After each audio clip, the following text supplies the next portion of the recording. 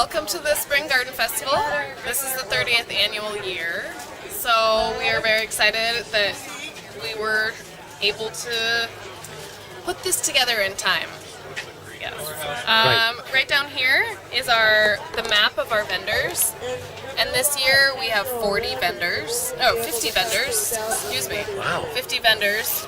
We started with 37. So earlier this year, when I decided to take it over as coordinator, or ringmaster as you may say, I always wanted to be a ringmaster of a circus. It's like pretty close. Okay, well, let's take a look. I'll pan here and show the people. So if you have 50 booths, what are some of the ones that you come to mind first? Well, of course, my family's booth. I mean, they've been doing it since I was a teenager. So doing this booth in this spot, and every year they have to work with the tree. You know, we all have to work with what's here, and of course we want to encourage garden space and, you know, the gardens around the trees. But they do kind of get in the way of the vendor spots sometimes. Right. But yeah, and they have branched out into making willow baskets, and this is just incredible. Can I this take a look at attracts a lot of attention. Yeah, please do. You made these willow baskets with native? I did not. Mario here, and Mario, are you the maker of the willow baskets? Yeah, half of these I made, and then my partner Delana also made some. But yeah, these four right in front, I did. And this is native willow? Some of it is native, some of it is some European willow weaving varieties also. I see. So yeah, it's a mixture of North American and European. Listen, I have this really off-half question for you. Have you ever tried making it with poison oak? Definitely not poison oak. That would be insanely hard to work with. Right. But people do make them out of blackberries, English ivy, some of the more not as toxic to touch plants. That would be the one thing about poison oak, is that the oils are all on the sticks. So I don't know how you do that. Well, how long have you been in the fair displaying things? How many years? I've been with the Peace Seeds family probably at least 8 years or so here. And of course they've been here since the beginning basically.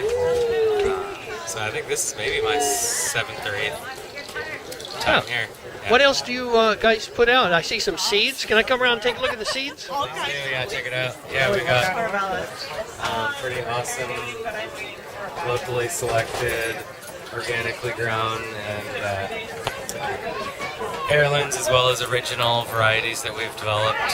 Yeah. And then we also specialize in Andean roots, oca, yacon, among other things. Wow! So yeah, we like to specialize in some different things. Well, what makes these roots so special? They were important food plants like the potato. I mean, the potatoes made it globally. These were just as important, just didn't have the amount of time to get globalized. The potatoes happened to be brought to Europe and spread around hundreds of years before a lot of these other food plants.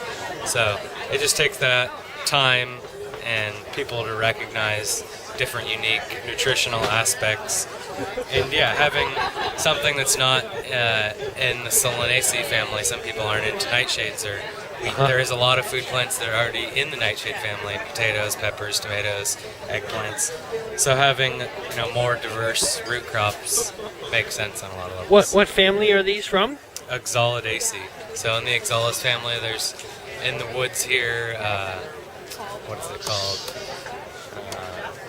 Maybe it's called sorrel, the woods. Sorrel and Oxalis, yeah. Yeah. So that's the same family, just different species.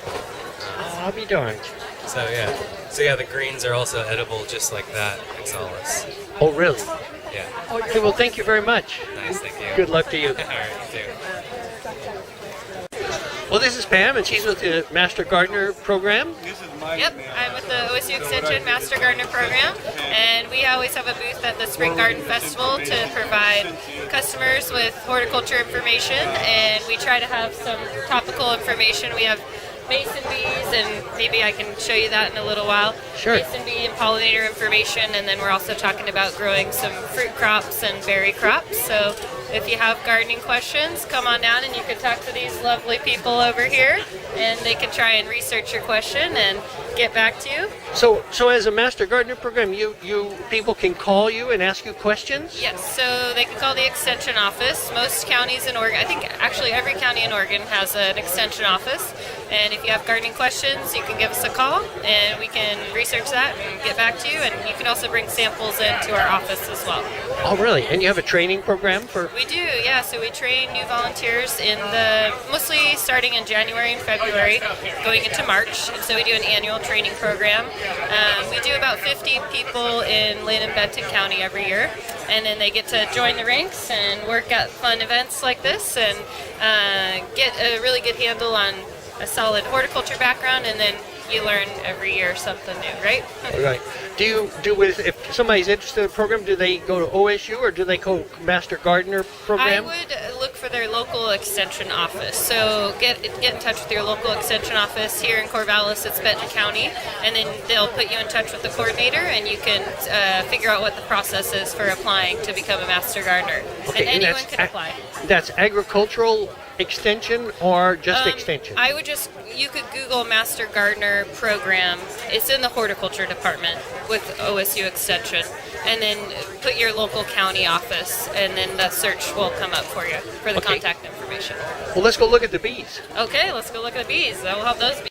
Oh, Cheryl. Hi there, Mark. My name is Cheryl Good, and I'm here with the Hour Exchange today at the lovely Corvallis Garden Festival. Really fun. And we're talking today about local currency because this is all about making local connections with our local currency. We actually have a printed currency in Corvallis. It's been around for 15 years. And this is our 1 hour note. It's worth $10. And what we want to have is everybody have some of this currency in their pocket. I want to show you a little tattered one right here. Each one, this has been circulated in so many people's hands. It's tattered, it's torn, because so many people have made local connections, and that's what we're really all about. And who are the people that normally participate in this type of thing? What type of people? Craftsmen, artisans? Anybody, really. Maybe it's somebody who already has a craft or art, and maybe they just do it as a hobby, or maybe it's a business that they want to buy local and they want to have people buy local with the local currency. Anyone can really participate. But we love having artisans being a part of it. We love having people who are farmers. We love having people that love to just tinker. Anybody can be a part of the local currency. Well, thank you very much. Thank you.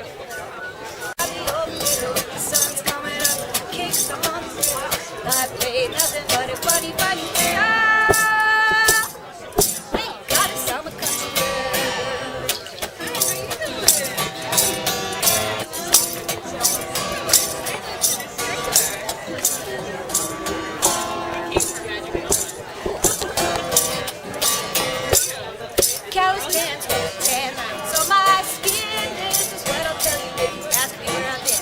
Inside in my garden wearing nothing but a grin. Woo! Thank God some of them girls. Well, it might be a fight, got me all giggle when the sun's coming up.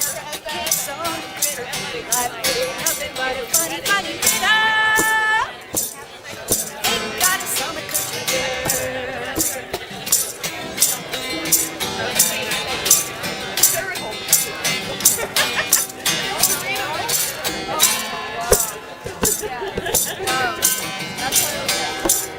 Circle round, sit down, put your feet up a while, help yourself to tea, work out your inner smile.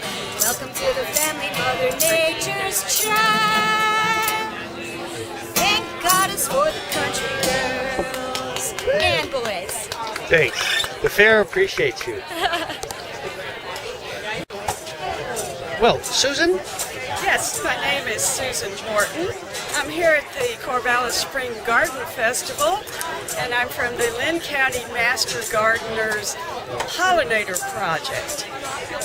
Our sponsor bug that we love greatly is the native mason bee.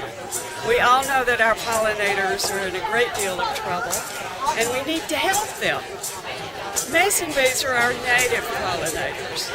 They fly very early in the spring, and they are the bees that pollinate most of our fruit and berry crops. We need to help them. We all know the honeybee's in trouble, but native pollinators need a little help too. So we sponsor and sell housing, nesting materials for them, and we also sell the cocoons in the spring. If you have any fruit or berry trees, the mason bees can be your best friends. Right. Is this a model of the house? Yes, this is a mason bee house. The bees don't really care that much about what it looks like, but what they're interested in is some holes. Right. And- Can you turn it towards the sun so the light will get it? There it is. I see it. Okay. So And they got the holes in there? the blocks come out. Oh, This is the block that the bees nest in. This is a place where you would put the cocoons, so when they hatch out, they see these holes, and the mother mason bees go to work. And one mother mason bee will do the work of 200 honeybees. So serious. if Really? you want fruit, these are the bugs you need, and they don't sting. This is a miracle. They are wonderful bees. They are one of the 300 to 400 kinds of bees we have here in the Willamette Valley, and they all do service one way or another. So make your gardens friendly to pollinators because everybody benefits. Oh, thank you, Susan. And thanks to the Master Gardener program. Thank you. Well, hi, Timothy. Hi there, I'm Tim Daney, and I'm with the Hour Exchange booth today. I'm on the board of trustees of the Hours. The Hour Exchange is our local currency, and we currently are working to get people signed up for the website. So stop by the booth, contact us sometime. You want to get on a website for local currency? Give us a call, give us an email, let us know, and Well- we'll get you on. Well, Timothy, what kind of persons are generally interested in the Hour Exchange? What kind? Well, Craftsmen? craftsmen, tree farmers. The Hours Exchange and other local currencies show up in magazines such as 1859, Right? also Yes Magazine, also Communities Magazine. We have a wide variety of vendors, anywhere from produce to massage to auto repair to bicycle repair, plants for sale, organizing, cleaning. Are they on a website? Our website, go to our website, ourexchange.com. Yes, and like I say, if you get hold of us, we'll find a way to get you onto the website too, for those technophobes like myself, And whoa, I don't have it. Well, hey, Timothy, thank you very much. Thank you, Mark. Cynthia, we're glad to be here, and you're going to talk for the Art Center. Yes. So my name's Cynthia Spencer, and I'm the director of the Corvallis Art Center. We've been in the community helping people be creative for over 54 years. And we are pleased to be here at the Spring Garden Festival, inviting people in to see our art and science show, doing some art activities with youth here, and actually people of all ages, kids of all ages, enjoying being creative with paper and color, and so we hope people will stop and do that. And the shows that we do here are changing all of the time. We really try to have shows that are relevant to our times, as well as inspire people to be creative on their own. So I really hope people will come visit. We're open Tuesdays through Saturday, 12 to 5 p.m. on those days. And we have classes and camps planned for the summer for youth, 6 to 13, age 13. And it's just wonderful to be here on a beautiful sunny day. Well, here in Central thank you Park. so much. Thank you. Well, we're interviewing Molly. Molly. And- I'm Molly Monroe with the Corvallis Sustainability Coalition, and I'm the action team leader for the Natural Areas Action Team. And I'm here today to promote the Natural Areas Celebration Week, which is a whole collection of guided hikes and butterfly talks and all sorts of natural biological events happening around the Corvallis area this next week. And we've been doing this for 8 years. This is our 8th annual celebration week. And the other part of the Natural Areas team is we're partnering with the National Wildlife Federation. This is Morgan. Hi, I'm Morgan Parks. I'm the Oregon Education Coordinator with the National Wildlife Federation, and we're here today promoting Garden for Wildlife program, which involves certifying your wildlife-friendly spaces, gardens, schools, homes, churches.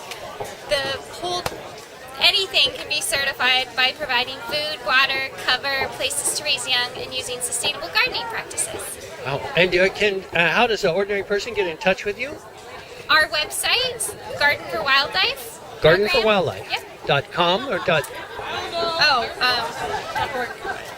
org. NWF. There we go. Let's just put it on the channel right there. There you go. That's how you get. And is there anything else? Oh, tell us Just what's. a side note of this program is that Benton County was the first in Oregon and the only to be certified as a community habitat through this program. So Benton County's doing great things for their wildlife, and now we're focusing on pollinators. Oh, how wonderful! Yes. What is one of the events that's going to happen in your next? An example? An example, right now they're taking a hike to the source of the Sequoia Creek, just up in the watershed here, and looking at the actual source of the creek before it turns into the bigger creeks and blends into the Marys River. The headwaters. Well, thank you. Headwaters, yeah, lots of great selection. Okay. Well, I'm here with Laurel, and she's going to be with us. Okay, well, I'm Rambling Rose Botanicals, and we're at the Spring Garden Festival in Corvallis, and I have teas. 70 to 80% of the herbs, I grow them myself, and then I have external products, and I also grow the herbs in them. And Wow. Well, are what else these? would you like to know? Well, these plants that you grow, 70, you say approximately? Yeah, and each of these blends probably 70 to 80. Some of them are 100%, but that's a little more rare. Usually I supplement 1 or 2 ingredients, and often I get it from another small grower. Wow. Yeah. And people use your products to do some of the purposes? I mean, the teas are to be enjoyed, but they're also medicinal. So all herbs have some sort of medicinal property, and the other products are for sore muscles and for chapped lips and for dry skin. And I have a whole new mama line, so things for afterbirth care. Right. You know, your business is reminiscent of the old, in the 1800s, they had what called herb gardens. Yes. And people lived out of these things. They made medicine. Yeah. Well, we're sure glad you're here, and Great. Thanks. see you next year. Okay. Now we're here with Melissa. Hi, my name is Melissa Martini, and I'm at the Spring Garden Festival, and I am offering people to go solar. So homeowners, we have a great zero upfront cost for the equipment, the installation, no cost for the permits, activation, and you can go solar. And we are really pushing solar because it is the way to go. We want sustainable future, and we want to save our planet. So I hope you enjoy going solar. Thank you. Melinda. Yes. We're here to visit you and tell us about your booth. You bet. So I'm Melinda Bermudez, and I own and operate Bermudez Family Farm. We're based in Dallas, just a little ways north, but we come down to the farmers market here every Wednesday. We're here at the Spring Plant Fair today, do local markets. We sell plants this time of year. That's my passion. I graduated from OSU with a degree in horticulture, so we have a little bit of everything: vegetables, herbs, pretty things, things that are off the beaten path. Well, yes, you have some purple plants. What are these purple plants right over here? These guys here is red Russian kale. It's a really attractive vegetable that is both good for you and also very pretty in your vegetable garden. Kind of mix up the color and the texture a little.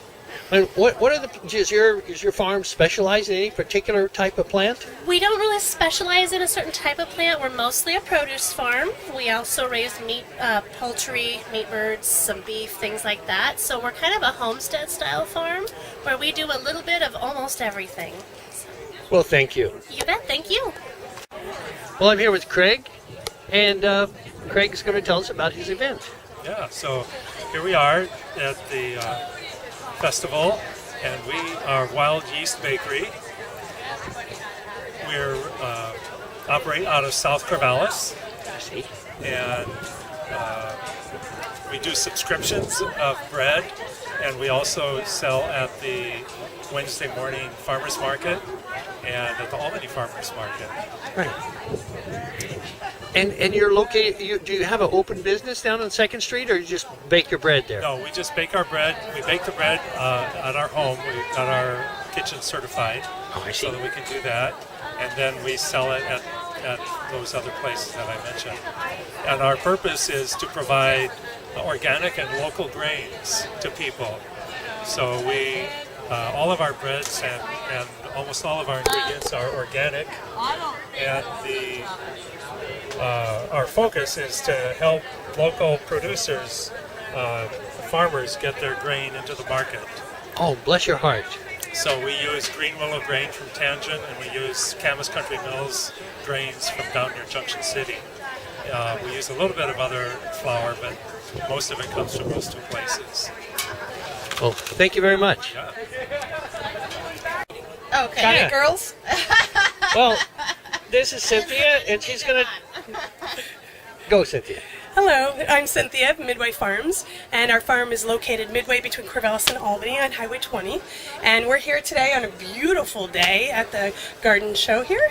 And I have my friend Lindsay, who has her own farm, Tumbler Farm, and want to go ahead and talk? Hi, I'm Rachel. I'm from Vintage Purveyor, and I am housed out at Midway Farms. And so Cynthia and I work together. I supply vintage garden supplies and vintage things to plant your garden in, little vintage trinkets and treats.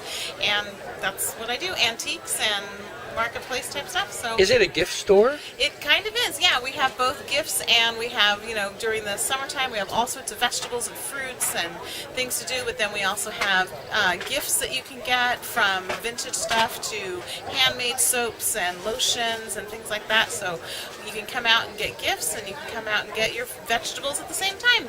And then in the fall, we'll have an apple pressing, and then sometime this summer, we'll do our Midway Vintage fair. And so there's lots of things. What's the date? And when do you have that fair? We haven't set the dates yet, but when we set the dates, we'll have them on our Facebook page, which is Facebook page Midway Farms, or Vintage Purveyor on Facebook, and then or midwayfarmsoregon.com.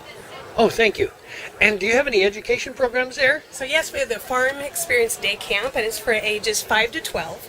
And it's so that kids can have a chance to come out and see how a real farm actually functions. And they participate in everything from picking in the garden, our snacks that we're going to eat for the day, to milking the cow. And so, yes, and it's quite exciting. I expect the kids to, be focused on, which is actually quite easy because it is a farm, focused on the activities. They have a lot of fun. I will admit we do usually bring out the sprinkler when the sun is quite hot, and sometimes they ruin their clothes. Yeah. So, but it's a great experience because. What do you think the children learn most out there? Well, number one, what they learn the most is that animals do have personalities. Animals shouldn't be confined, and that they learn the right way to farm. And how I figure is, if children know as they're growing up how food should be raised sustainable and how animals should be treated, that's what they're going to expect, and maybe they'll not support these large industries when they grow up, realizing that animals actually should be treated well. So thanks. There's a huge disconnect between people knowing where their food comes from and then eating their food. Yeah. So especially for children, it's really interesting to work with them, to have them find out how many eggs that a chicken lays a day. Yeah. How does a chicken lay an egg? Yes. Oh, this is where milk comes from. Yes. And oh, this is what a baby plant looks like. Oh, this is what. And what age of the children do you mainly work with? 5 to 12. 5 to 12. Yeah, it's perfect. So. Oh, thank you. So, and I did. yeah, Lindsay started interning a year and a half ago at our farm, and she wanted to start her own farm, and which she has, Templar Family. Farms. Yep. Yeah. Templar Family Farms, and it's been great because having her as an intern made me realize that what was I going to do with the children after age 12? Because nothing worse than a child coming up to me saying, next year I turn 12, it's my last year. What do I tell them? They can't come to the farm anymore? And so that's how we started the junior intern program. And so it's a little more extensive, and they actually learn everything from cash register to, customer service, where you're counting back the change properly, not using calculators, and, a little more animal husbandry and things that actually develop them to have skills, because nowadays when a kid turns 15, what skills do they have? Because you can't go in the berry fields and pick anymore as a job like you could when I grew up, And so I think it's really important, So if somebody wants to talk to you during the week, can they stop by the farm? Absolutely, and they can also give me a call on the phone, or Facebook is a great way too. Oh, So, okay, yeah. Midway Farms there. Yeah. And thank you. Yes, no problem. Excellent. Okay, this is Owen, and he's here at the fair.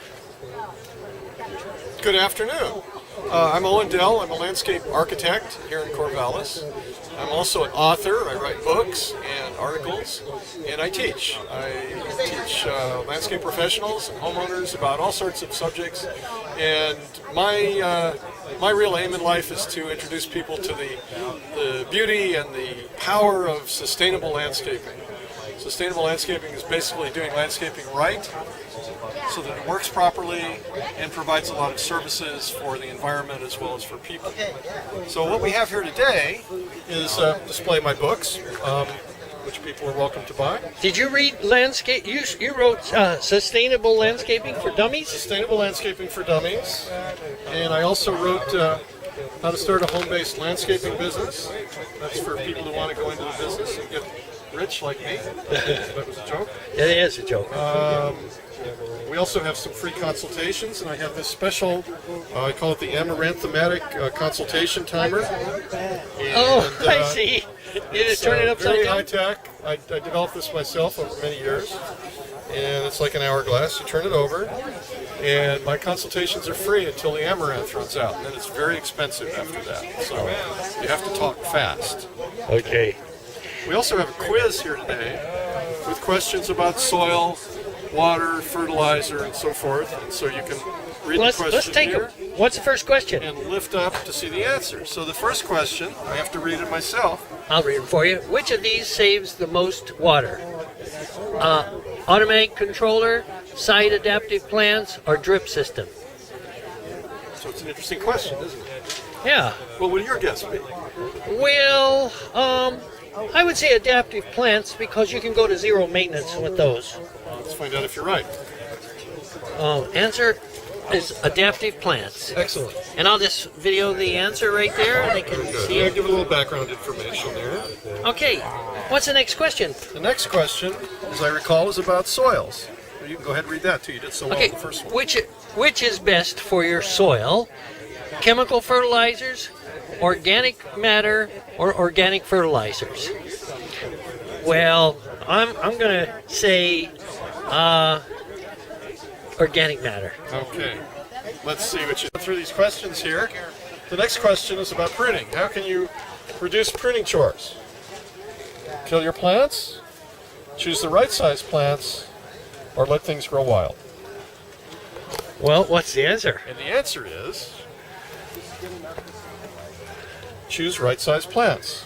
Plants that are too big for the space they're growing in will need constant trimming to control their size.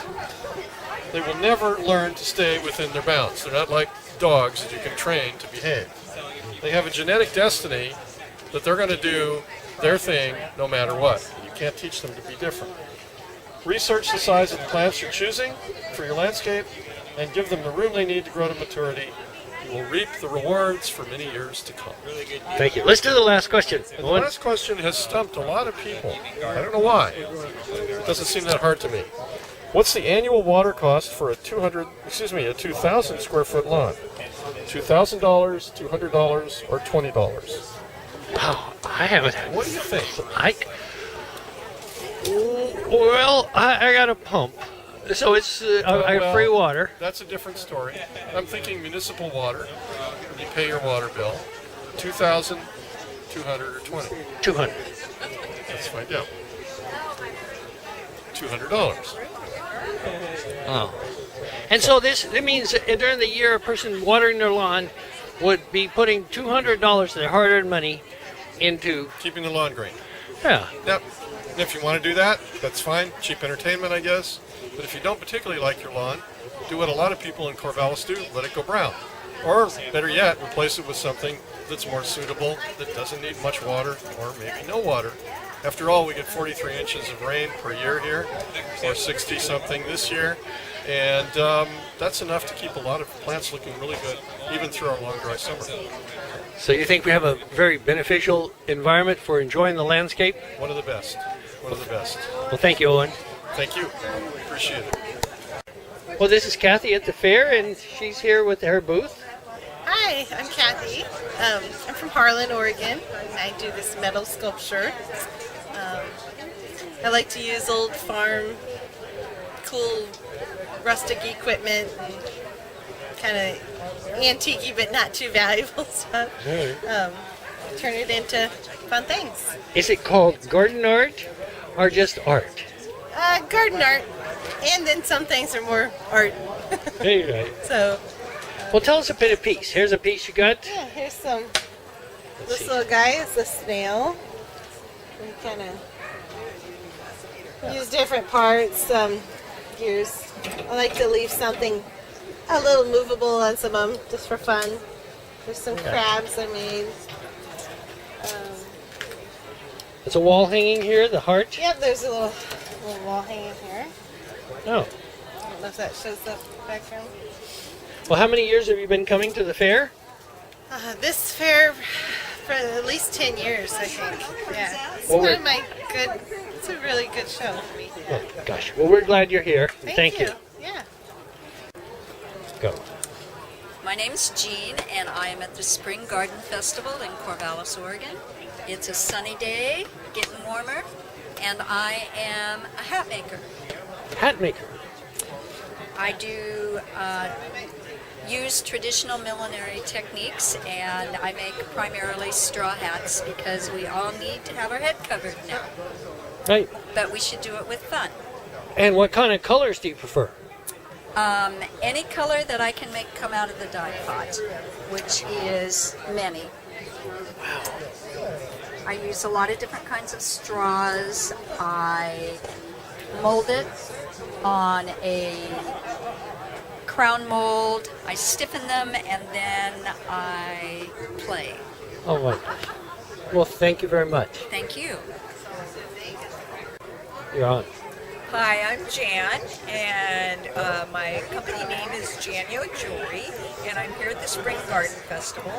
And I make jewelry because I like to repurpose things and to make things that have an organic feel. I like being able to heat and hammer metal and see how it turns out, and most of my pieces are one of a kind. And Are those your bracelets? these are my bracelets. This is a piece that I just wire wove, and I never know until the very end what's going to happen with it. This is another wire weaving technique. Beautiful. And then I do a lot of repurposing of metals, so this is repurposing of tin. And this is the centerpiece of that is repurposed tin. So I like to do one-of-a-kind pieces, I like to do unique pieces, and I like to reuse. That's why I do what I do. Well, we're sure glad you're at the fair today. Thank you. Hi, Fred. Hi. You're on.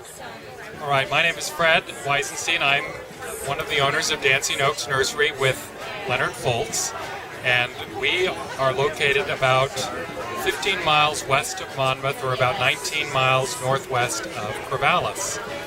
Our website, dancingoaksnursery.com, you can see directions, and if you go up 99, we also have signs where you can see where to turn. So it's very easy to find us. We are located about 2 miles down a gravel road, and we have a large display garden of about 3.5–4 acres where we grow plants from around the world, everything from bulbs, perennials, shrubs, and trees. And we specialize in some unusual natives and then unusual plants from around the world that are adapted to grow in our conditions. We say that we kill plants so you don't have to.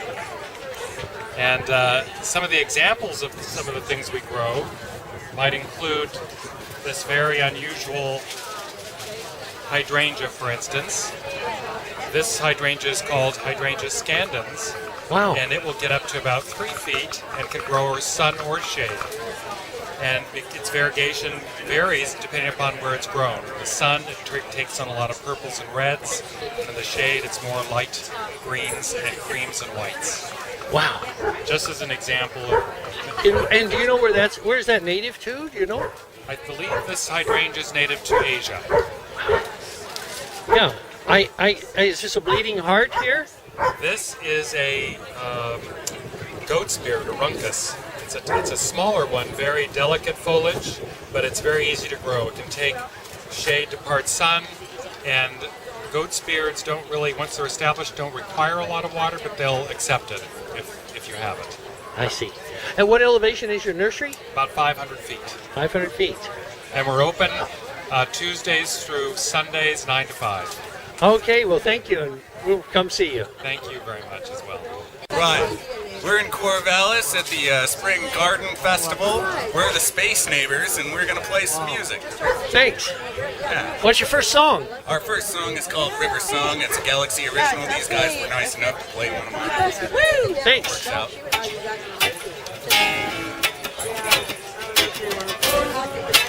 All right. This is a little song about, well, treating our planet a little better, you know? Well, a whole lot better, but I'm not holding my breath.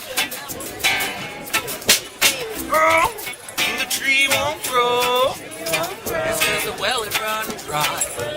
Yeah, the well is running dry. The river won't flow. Oh, the river won't flow. We put so much crud in it. Are we gonna learn and change these ways, or just get left in it? Our planet is a blessing, and not just a vessel for a blessing. Already where we are right now, it's just a weave of an impression. It's on, and it's on, going through a journey with the family guided by the river song. It's on, and it's on, going through a journey with the planet guided by the great beyond. It's on, and it's on, going through a journey with the planet finding equilibrium. It's on, and it's on, we're going through a journey with the planet learning healthy equilibrium.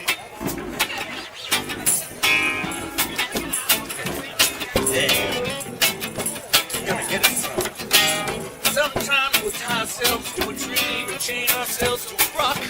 We get so used to working with a make-believe time, work ourselves to the clock. We get so used to working with numbers, not knowing that we're flesh and bone. I want you to leave them people alone. Oh, leave them people alone, don't you know? Their bodies are a blessing, and not just a vessel for a message. Already where we are right now, it's just a weave of an impression. It's on, going through a journey with the planet guided by the river song. It's on, and it's on, going through a journey with the planet guided by the great beyond. It's on, and it's on, going through a journey with the planet finding equilibrium. It's on, and it's on, we're going through a journey with the planet learning healthy equilibrium.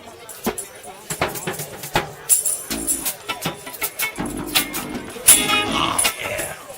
All right. What's that tree gonna do? Oh, is that tree gonna grow? Tree's gonna grow.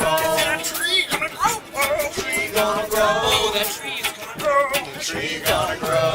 The tree gonna grow. That tree's gonna grow. The tree gonna grow. Know that tree is gonna grow. Oh, the tree gonna grow. Well, it's gonna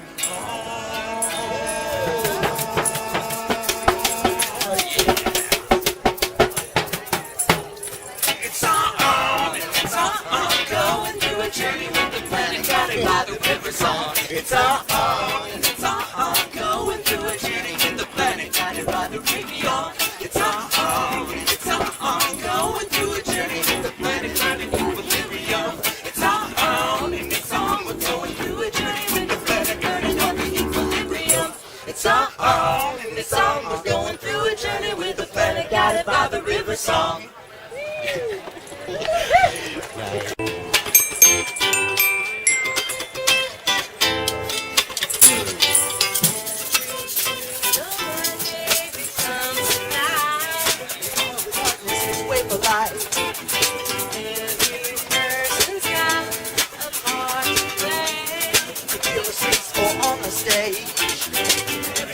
That learns to see, part of the song, working on the beat. Space never studio, doing it right. Jamming with the aliens inside the room. Jamming with the aliens. So positive, don't get away. Stay positive, don't get away. That's right, y'all. High toleration, it's an epidemic across the nation. Oh people, let's contemplate. Let's move right through this situation. High toleration, it's an epidemic across the nation. Oh people, let's contemplate. Being brought through this situation. I said, yo, listen, it's all about the power. Little interactions every second, every hour. Tolerate, make the hate and smile while you hold your tongue and your stew inside. When the fact is, we are all the same. No one's breathing pain on the suffering. Got to wondering, what the hell is this? And why are people acting so ridiculous? But why should anyone own it all when the power is in the people? And how could anyone own it all when the power is in the people? And why should anyone know it all when the knowledge is in the people? And how could anyone own it all when the power is in the people?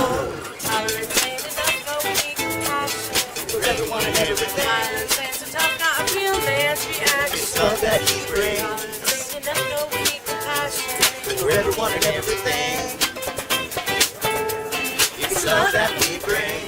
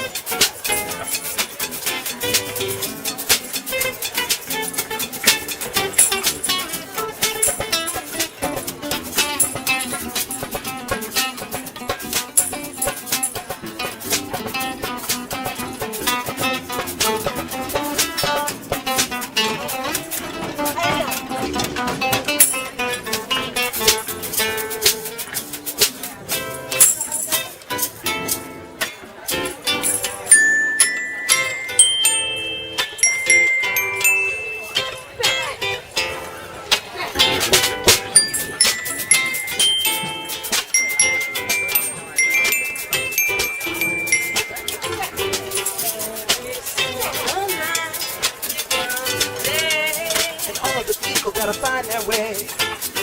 Every story could ever write. It's up in the stars, you can read it at night. Every single light that guides your way, got a body behind it, fan the way. Space Never Studio, we're doing it right. Jamming with the aliens from inside. Jamming with the aliens. So positive, thoughts get away. Think positive. That's right, and why should anyone know it all when the knowledge is in the people? And how could anyone own it all when the power is in the people? And why should anyone know it all when the knowledge is in the people? And how could anyone own it all when the power is in the people?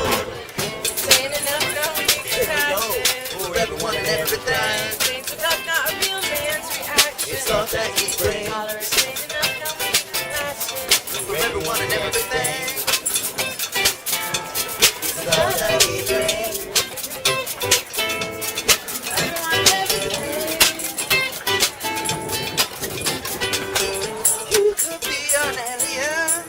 or a Homo sapien, it doesn't matter.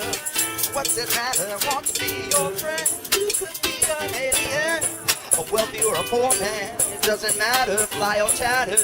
I want to be your friend. For everyone and everything. It's love that he brings. For everyone and everything. It's love that we bring. For everyone and everything. It's love that we bring.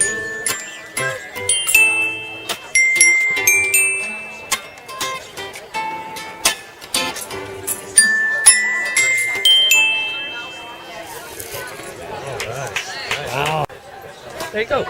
My name is Shannon Thompson. I own the Rusty Fish Farm on Columbus Street in Albany, just outside.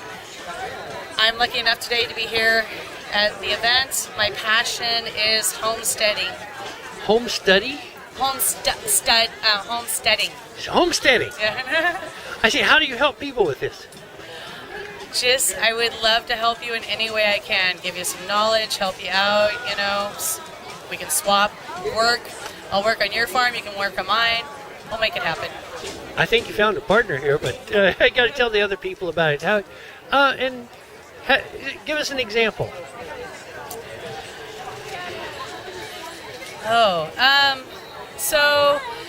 You can start homesteading in your own apartment, and that's how it really starts for a lot of college students. And that's just with a bag of soil and what you can grow, and then just from there you can move on. And there's so many resources, and we live in such a great spot that we can just help everybody in all ways. I try to sell my plants at a really reasonable price. Things are so expensive today. Food's so expensive. We need to grow our own. Yeah. Well, thank you. Yeah, no problem. I'm totally. Hi, my name is James Rodell. I joined the Corvallis Sustainability Coalition about 8 or 9 years ago, and it's a good group to be a volunteer with because you can find what you really like to do and be a member of a team that's working on those issues. And I'm a member of the Edible Garden Group. And the Edible Garden Group is part of the food action team of the coalition. Oh, I see. And we recently changed the name from just Garden Group to Edible Garden Group because we have tours each summer where we have walking and bicycling tours of gardens in the community. So far we've done Corvallis and Philomath, usually those two cities, but we're open to Adair Village as well, Lewisburg. And what do people find most interesting when they see these gardens? Just how regular folks have taken their lawns and their space around their homes and made all kinds of innovations, including various types of ways of having fruit trees in their space, and vegetable gardens, either raised bed or not, whatever, and just maximizing the space around their home. They still leave some area for lawn, for play volleyball or whatever, but it's just real interesting, thank you, to see what they've come up with. And they talk about how they got started with it and answer questions about how much it might cost to do it every year. Speaking of which, our team leader has developed 10 tips for an energy efficient food garden. Oh, wow. And so with these 10 tips, a person can grow more food with less money? Yes, less output of energy in the form of fuel and electricity and so on. For example, he says, yes, you can heat a greenhouse in the winter, but you can also wait until the appropriate time to plant the seeds the way farmers have done for 10,000 years.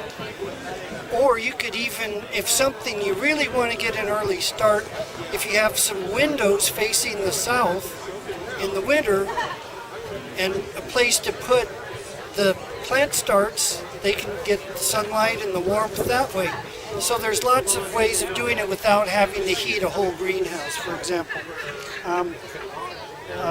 We also have our garden resource guide updated every year that shows what local businesses and skilled people are available to help with really all aspects of gardening.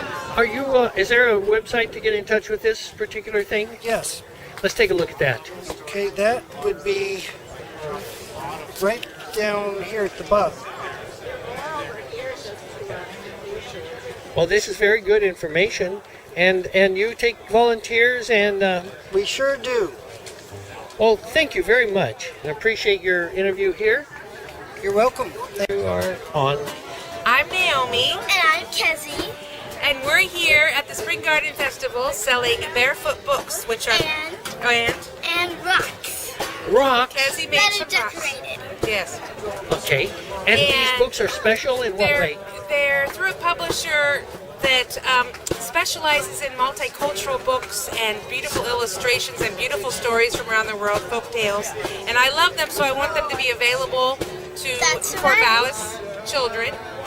And then the reason why I'm here also is because I wanted to raise money for Benton Hospice Service, and I'm giving 20% of everything that sells to Benton Hospice. Exactly. Exactly. Okay, well, thank you.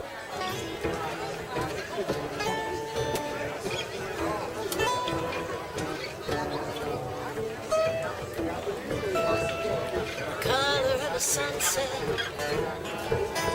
in a cast iron pan as the beat bleeds into the carrot.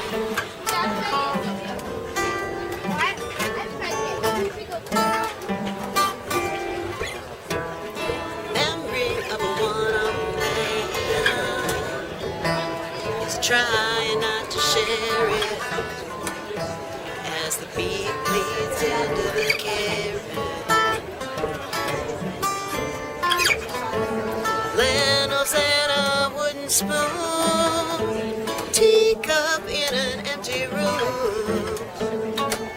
12-inch black and white keeps him company day and night.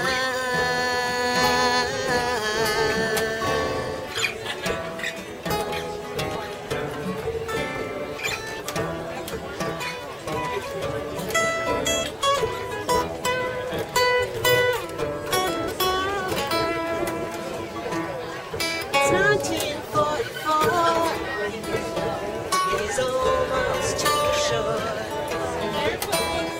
She'll greet him at the door, and they'll celebrate the end of war. In their blue shingled house, wide railing on the front porch, small porch swing, blue dress with the flowers he will bring.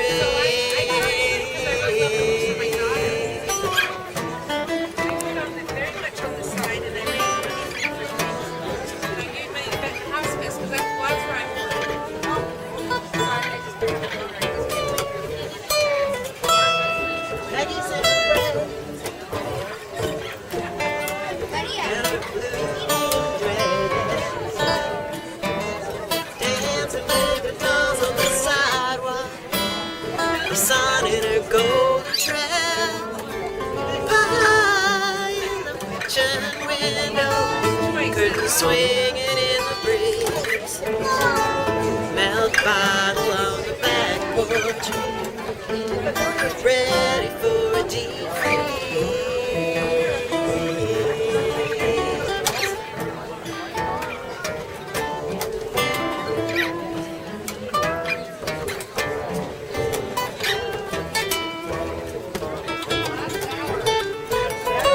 Mama's inside your head.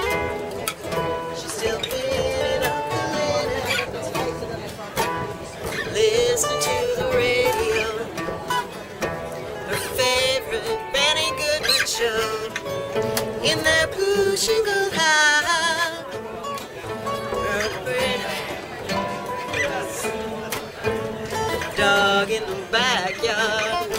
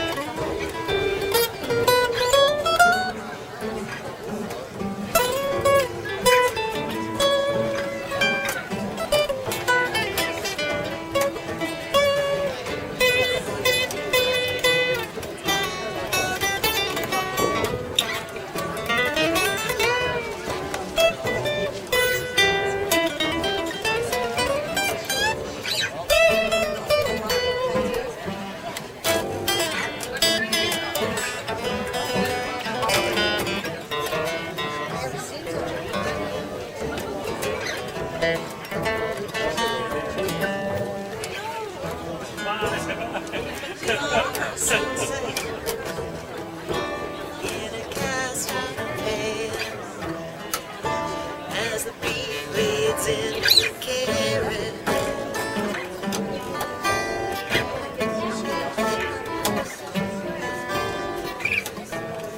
Memory of a one-armed man, always trying not to share it.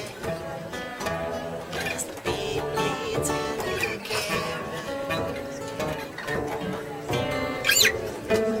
Lentils and a wooden spoon, teacup in an empty room. 12-inch black and white keeps him company day and night.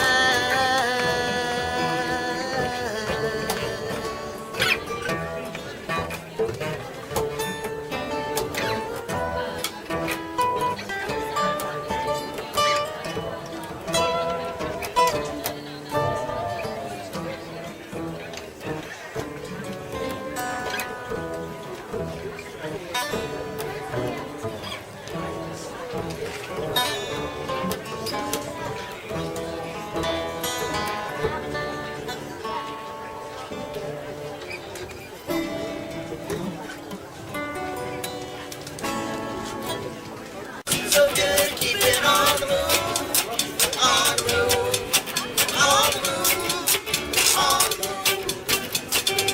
I know it's scary when you turn your head around the sight. You know I'm just around the bend. And when the lights go out and darkness is staring you in the eyes, you will see this move was meant to be.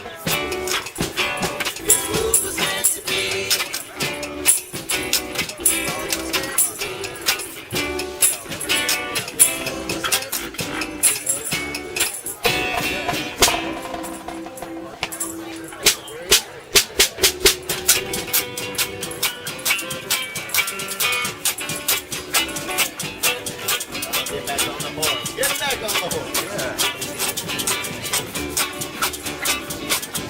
You know, keep on saying she take a break. Take a break. I think it will be a huge mistake. Well, you ain't got nothing left to prove. We keep on keeping on, cause it's so good at keeping on the move. On the move. On the move. On the move. I know it's scary when the turns your head are out of sight. You know I'm just around the bend. And when the lights go out and infinity is staring you in the eyes, you will see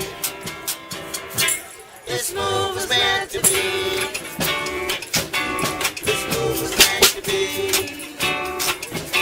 This move was meant to be.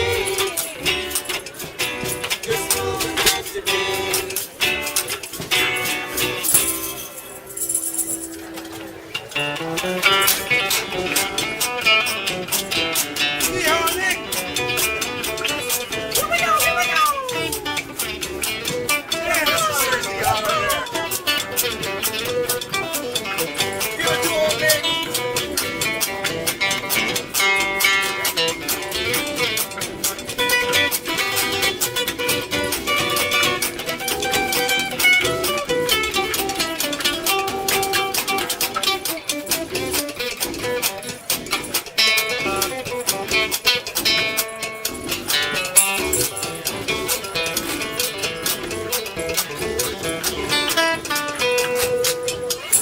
There's so much more left to do.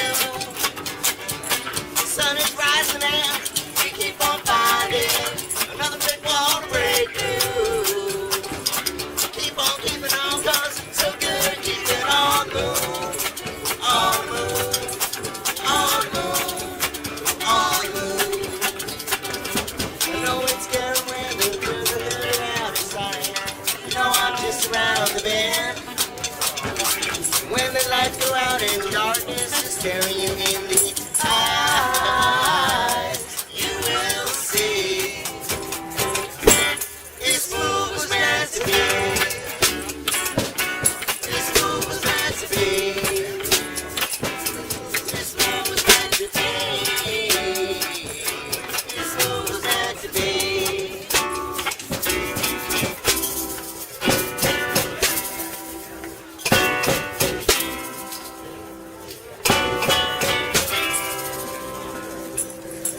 Hi, I'm Jeff Cope, and I'm here with my wife Donna, and we're with Homegrown Gardens, South Corvallis. We've had the nursery for 10 years now, and this is our display here for the Spring Garden Festival. We've been doing this for 10 years, bringing our goods down here to share with the community, and this is a sampling of what we have to offer at the nursery. And it's been great to be a part of this whole festival for the last 10 years, and we're glad it's still going strong. Again, this is just an offering of some things that we have. Some of our shade plants are tuberous begonias. They non-stop, they bloom clear up until the end of the season. Impatiens. Some Beautiful shade plant. By the way, it's the most beautiful shade plant I know. They're great. They're easy to grow. Put them in pots, put them in the ground. Some dwarf fuchsias. Again, these things just keep blooming right up to the end of the season. And of course, our famous geraniums. We do about 2,000 geraniums every year. And so we're kind of known for our special geraniums. Hi, I'm Malcolm Anderson, and I'm here at the Civic Beautification and Urban Forestry booth here at the Corvallis Spring Garden Festival. And we're here selling a few different plants as a fundraiser and talking about our fall bulb sale, which will be coming up at the Corvallis Fall Festival, and just talking about some different resources we provide here in Corvallis in terms of planting projects for beautification. And let's take a look at this. Yeah, so we did this recent bulb out planting project down there on Washington, and then we give these Making Corvallis Beautiful awards away to different houses, and the nominating period is open for that now, so you can nominate your neighbors or anyone who has an especially nice landscape, and we'll go and give out awards at the end of the next month. Okay, are the awards for the most beautiful, the most best per inch, or edible? A little bit of everything. We have, different classifications. So there's different things like sustainability or beauty or food production, and we can kind of evaluate for all of those. And, there's not any finite number of awards. So if, there's two really nice landscapes that are different, we'll give 2 awards out. Oh, good. Yep. It's an honorable mention and everything Yep. else. Yeah, exactly. So. Well, we sure appreciate it and hope you come back next year. All right. Thank you for stopping by. Bye.